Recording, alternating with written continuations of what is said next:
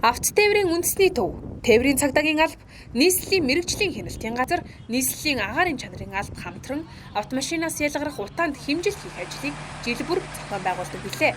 Тэгвэл энэ жилийн ажлыг газар дээрээс нь сурвалжлахаар Баянгол дүүргийн нутаг дэвсгэрт орших 3 дугаар эмнэлгийн автобусны буудлыг бид зорьсон юм.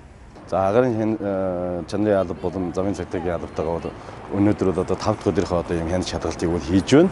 Нийтдээ 5 чиглэлээр 70 орчим нийтийн тээврийн үйлчлэгэнд явж байгаа үйлчлэгээ үзүүлж байгаа энэ автобуснуудыг зогсоож хяналт шалгалт хийгээс түүнээс бол 20 гаруй хувь нь техникийн шаардлага хангахгүй ийм тээврийн хэрэгсүүд хөдөлгөөнд оролцож байна. За бид нар шаардлага хангахгүй байгааг юугаар тодорхойлдог вэ гэхээр дизель хөдөлгөөртэй автомашины яндангаар гарч байгаа энэ утаандах тортогжлтын энэ хэмжээ зөвшөөрөгдөх хэмжээ хэмжих арга МНС 5014 2009 гэсэн ийм стандарт байдаг. Энэ стандартын дагуу шалгуур үзүүлэлт болгож энэ стандартад заасан тэр нормыг хангаж гин үү үгүй юу гэдэг дээр бол хяналтыг бол тавьж дүгнэлтээ гаргадаг байна. Нийтийн тээврийн хэрэгсэл 2 удаа үзлэг онцлогоонд орсон байх хэрэгтэй байдаг. За сүүлийн үед бас нийтийн тээврийн хэрэгслүүдийн бас яг энэ хордтой ялгаруулах хэмжээ нь бас ихсэн.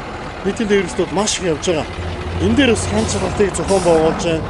За ер нь нийслэл хотын хэмжээнд яг нийтийн тээврийн үйлчлэгээ эрхлэх аж ахуйн нэгжүүдийг ер нь бүгдийн шалгалтын ажиллагаа хэсэгчлээ явж байгаа.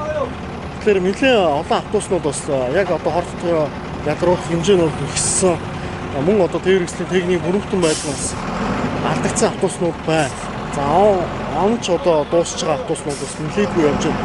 Энэ дээр ер нь хяналт шалгалтыг тоогдож байгаа. Мөн автомобилийн үндэсний төвтэйгээ хамтраад аж ахуйн нэгжлэр бас хяналт шалгалтыг зохион байгуулж ажиллаж байна. Нодлон биднүүд бол нийтийн тээврийн үйлчлэгэнд явж байгаа 790 автобусанд бол шалгалт 331 нь бол утаагаар тэнцээгөөс 18 онд энд бол биднүүд аж ахуйн нэгжүүдэд бол мэдээлэл хөргүүлж цаг хугацаатаа мэдээлэл өгч бодлыг бол айлгуулж ирсэн.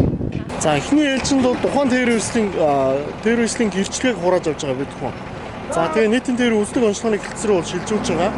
За дараа нь аж ахуйн нэгжлэр нь албан мэдээлэл болон тухайн аж ахуйн нэгжийг бол яг тээврийн үйлчлэгийн техникийн бүрэлдэхүүн байдлыг шалгаж ажиллаж байгаа. Үнэхээр шаардлага анхааргүй тээврийн үйлчлэг гаргаж байгаа аж ахуйн нэгжүүд зөрчлийн тухайгаар арга хэмжээ тооцож байна. Улаанбаатар хотын агаар бохирдуулагч их үүсвэрүүдэд гэр хорооллын айлын хэрэгэлдэг түүхийн нурсны утаа, мөн түүнчлэн авто тээврийн хэрэгслээс ялгарх утаа, дулааны цахилгаан станц хог шороо, хөрсний бохирдол зэрэг багтдаг. Үүний 10 гаруй хувийг авто тээврийн хэрэгслээс ялгарх утаа эзэлдэг. Тэгвэл Улаанбаатар хотод өдөрт дунджаар 500 мянган хүн нийтийн тээврийн хэрэгслээр зорчдгоо гэсэн судалгаа байдаг. Тэгвэл эдгээр хүмүүс автобус хүлээн зогсохдоо энэхүү хорт утаанд илүү их өртөдгөө гэсэн асуудал үүсдэг юм аа. Энэ тал дээр иргэд ямар байр суурьтай байгааг та бүхэнд хүргэе. Хар утаа хаял зарим автобусууд айгүй айхтар байгаа шүү. Тэр зарим нь Японы тусламжаар нэг тийм шүүлтүр тавьсан утаа харагдахгүй бүгдийн тэгчих болгоом багтай. Тэ энэ талд нь бас нэг төр засаг анхаараа. Одоо тэгээд тэртээ насжилтанд дуусч байгаа гэдэг энэ гадаадын хог оруулж байхаар энэ Монгол инженерүүдийн автобусыг явуулаасаа гэж би бодож байгаа. Монгол хүн бол Монголд дэмжиж энэ сайхан инженер цаантдаггүй цахилгаанаар явдаг тогмог утаа мутаагүй сайхан тийм автобус бүтээгээд байна шүү.